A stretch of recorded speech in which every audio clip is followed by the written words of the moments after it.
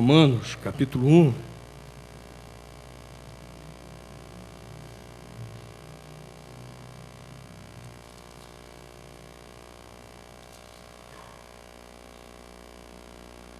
Carta de Paulo aos Romanos, capítulo 1, versículos 15 a 18.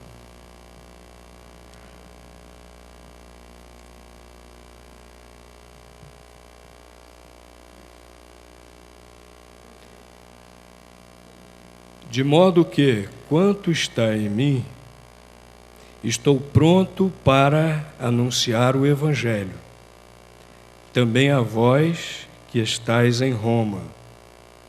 Porque não me envergonho do Evangelho, pois é o poder de Deus para a salvação de todo aquele que crê, primeiro do judeu e também do grego.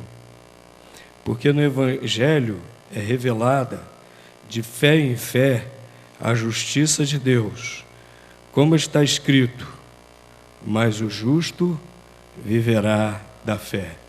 Pois do céu é revelada a ira de Deus contra toda a impiedade e injustiça dos homens que detêm a verdade em injustiça. Apóstolo Paulo aqui estava declarando que ele estava pronto a pregar o Evangelho onde quer que fosse. E ele ainda não tinha pregado em Roma. E ele estava declarando isso, estou pronto, escrevendo isso aos crentes de Roma. Estou pronto a ir pregar o Evangelho aí também em Roma. E era interessante isso, importante a gente perceber isso. Essa prontidão do apóstolo Paulo. Sacrificou conforto. Ele não tinha um paradeiro certo, não tinha um lar. Estava sempre viajando, estava sempre em movimento, pregando o Evangelho. Ele queria alcançar quantos ele pudesse alcançar com o Evangelho. Será que nós estamos prontos também a fazer isso? Pregar sempre o Evangelho? Onde nós trabalhamos, será que já falamos do Evangelho a todos os colegas de trabalho? Na sala de aula, será que nossos companheiros sabem que somos crentes em Cristo? Na nossa sala de aula, na sua sala de aula, você já falou de Jesus a cada um dos seus colegas de escola?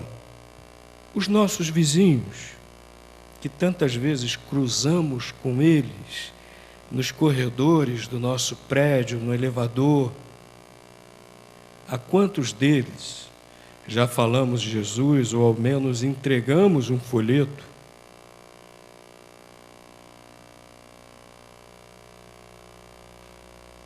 Quantos visitantes temos trazido à nossa escola bíblica dominical? A escola bíblica dominical surgiu para evangelizar. E é uma excelente ferramenta para evangelizar.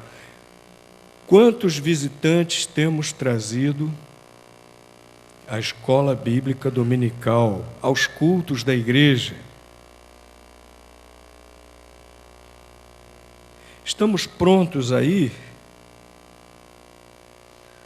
Ou muitas vezes estamos acomodadinhos à zona de conforto? Tanta gente ao nosso redor para a gente ir. Não precisa ir longe, não. Ixa foi a Salvador recentemente, né? Precisa também ir longe, alcançar longe, né? Tantos missionários pelo mundo todo. Mas a gente começa por aqui. Às vezes nós estamos tendo uma atitude muito cômoda de pagarmos para os outros evangelizarem, né? Fazemos grandes ofertas de missões, isso é muito bom, precisa. Mas às vezes usamos isso para a nossa consciência ficar mais tranquila. Não, está tudo bem, eu não estou indo, mas estou pagando pessoas para irem por mim. Mas quando Jesus falou para ir por todo mundo e fazer discípulos, teve uma ocasião que ele falou só para os apóstolos. Mas teve uma ocasião que ele falou para todos os discípulos. Em Atos 1:8 ele diz: ser-me-eis testemunhas, começando em Jerusalém, ali onde eles estavam. A nossa Jerusalém é aqui. Estamos prontos para ir? Precisamos estar realmente prontos para irmos, para falarmos de Jesus. Ah, pastor, ia ser tão bom se todo domingo nós tivéssemos muitas conversões. Concordo. Ah, pastor, ia ser tão bom se todos os nossos cultos também estivessem cheios de visitantes. Concordo. Mas para isso nós precisamos estar prontos a ir. Por que o apóstolo Paulo estava sempre pronto a ir? Ele fala aqui. Versículo seguinte, ele diz o porquê. Ele diz: porque não me envergonho do Evangelho. Ele tinha ousadia para falar de Cristo. Por isso ele ia. Eu li uma vez um artigo, o autor andou pesquisando e falou que um dos maiores obstáculos para os crentes falarem de Cristo é o medo, é a vergonha, é a timidez. E naquela época já era assim. Abram suas Bíblias aí. 1 Coríntios, capítulo 1, versículo 23. 1 Coríntios, capítulo 1, versículo 23. Olha qual era a situação daquela época. Nós pregamos a Cristo crucificado, que é escândalo para os judeus e loucura para os gregos. Já naquela época, haveria motivo para os crentes se envergonharem de testemunhar de Cristo. Judeus se escandalizavam quando se falava de Jesus. O quê? Um Messias fraco. Um Messias que, ao invés de libertar o seu povo, se deixou morrer na cruz? Não, isso aí não dá para a gente, não. Né? Jesus era escândalo tanto para os judeus e o que mais? Loucura para os gregos. O quê? Esse homem morreu e ressuscitou. Lá no livro de Atos, quando Paulo estava pregando lá em Atenas, diz que quando ele começou a falar da ressurreição, o que os gregos disseram para ele? Sobre isso aí vamos te ouvir depois. Era insensatez para os gregos se falar em ressurreição. Poxa, isso é absurdo, isso contraria totalmente a lógica, isso contraria totalmente a razão, isso é loucura. Esse Cristo que ressuscitou. O Evangelho soava mal tanto para os judeus como para os não-judeus, para os gregos. Seria, vamos dizer assim, constrangedor falar do Evangelho. Mas Paulo não se envergonhava. Paulo estava com ousadia para pregar o Evangelho. Por isso ele ia e pregava o Evangelho. Nós precisamos ter essa ousadia, meus irmãos. Os estudantes precisam ter essa ousadia. Estão sendo bombardeados nas suas escolas por ideias, por teorias que tentam anular o Evangelho. Mas os estudantes que creem em Cristo, creem na palavra de Deus, têm que ter ousadia e têm que, nas suas escolas, nas suas faculdades, precisam falar de Cristo.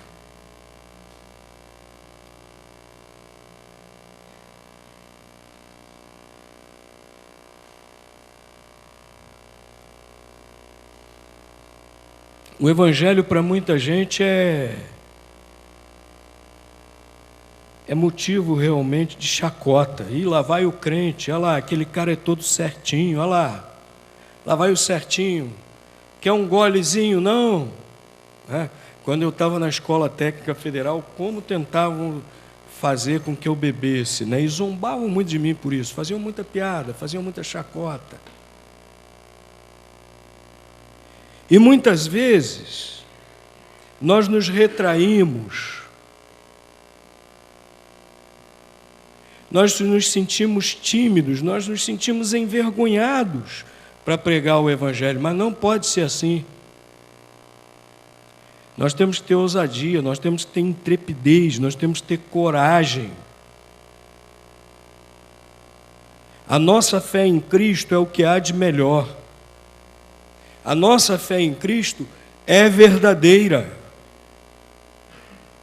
Aqueles primeiros cristãos em Jerusalém, quando começou a primeira perseguição, os apóstolos Pedro e João foram presos, foram ameaçados, foram proibidos de falar no nome de Jesus. Quando voltaram e contaram para a igreja, o que a igreja fez? Cada um foi se esconder, vamos dar um tempo, vamos deixar as coisas esfriarem. Foi isso que eles fizeram? Oraram pedindo a Deus ousadia para continuarem testemunhando de Cristo. Paulo estava sempre pronto aí.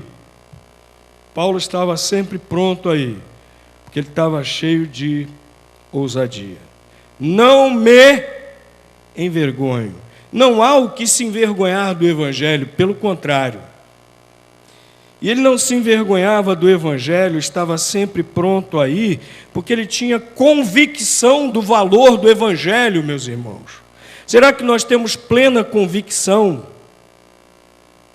do valor do Evangelho, ou o Evangelho é somente um apêndice em nossas vidas?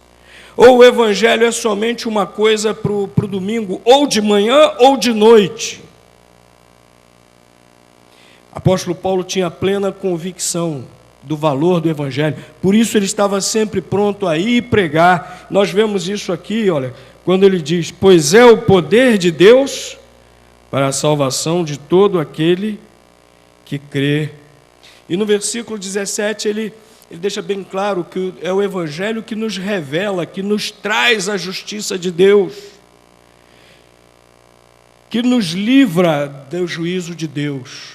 Versículo 18, ele diz: pois do céu é revelada a ira de Deus contra toda impiedade e injustiça dos homens que detêm a verdade em injustiça.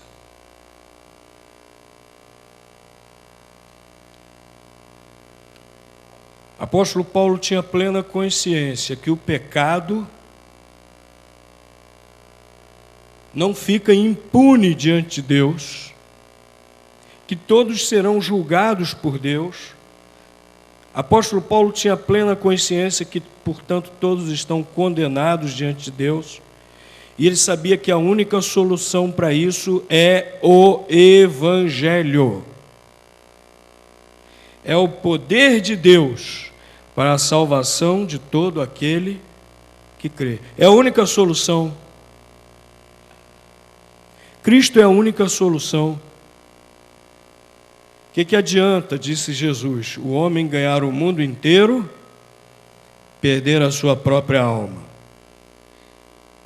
E o Evangelho é a solução, é o poder de Deus para a salvação de todo aquele que crê. Apóstolo Paulo estava sempre pronto aí, porque ele tinha plena convicção do valor do Evangelho. Será que nós estamos sempre lembrando da condição do ser humano? Será que nós estamos sempre lembrando da condenação que pesa sobre o ser humano? Será que nós estamos sempre lembrando que nós temos a solução e que não podemos de maneira alguma ser egoístas e deixar as pessoas perecerem enquanto nós estamos no bem bom, com a certeza da vida eterna? Nós precisamos ter essa convicção, meus irmãos, do valor do Evangelho. Se nós tivermos sempre isso vivo em nossas mentes, em nossos corações, vai arder um fogo em nossos corações, que vai sempre nos impulsionar a falarmos de Jesus, a irmos, a estarmos sempre pronto a irmos. Pode ser que a pessoa que a gente tenha que ir esteja a somente 50 centímetros de nós. Precisamos ir. E isso vai acontecer, nós estaremos prontos a irmos, se estivermos sempre convictos desse valor do Evangelho. Meus irmãos, vamos tomar essa decisão. Vamos estar sempre prontos aí. A igreja não é um ônibus para a gente ficar aguardando a nossa ida para o céu. É interessante quando a gente marca algum passeio da igreja, ou alguma viagem missionária, né, ou retiro, a gente entra no ônibus e fica esperando os outros chegarem da hora da partida. Às vezes a gente faz isso com a igreja, né? A igreja é o ônibus em que a gente fica esperando a hora da gente partir para o céu. Confortavelmente, com o ar-condicionado ligado, boa música.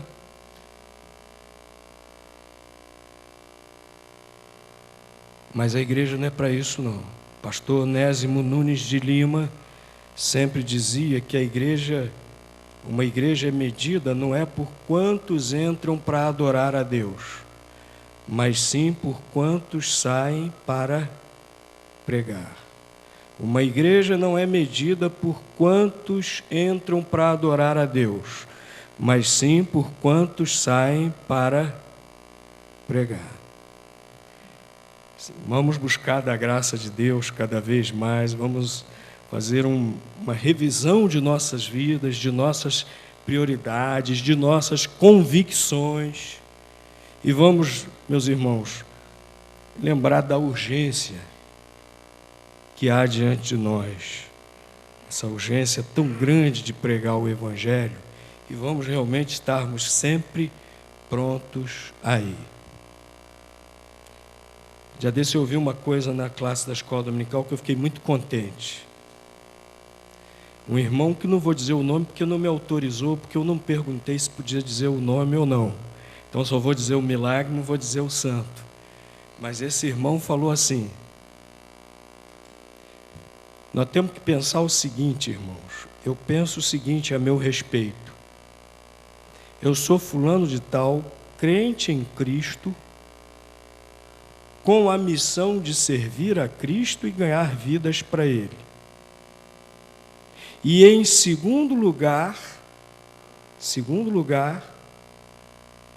eu sou o pai da minha família, esposo de fulana, pai de Beltrano, Ciclano, e exerço tal profissão. Isso em segundo lugar.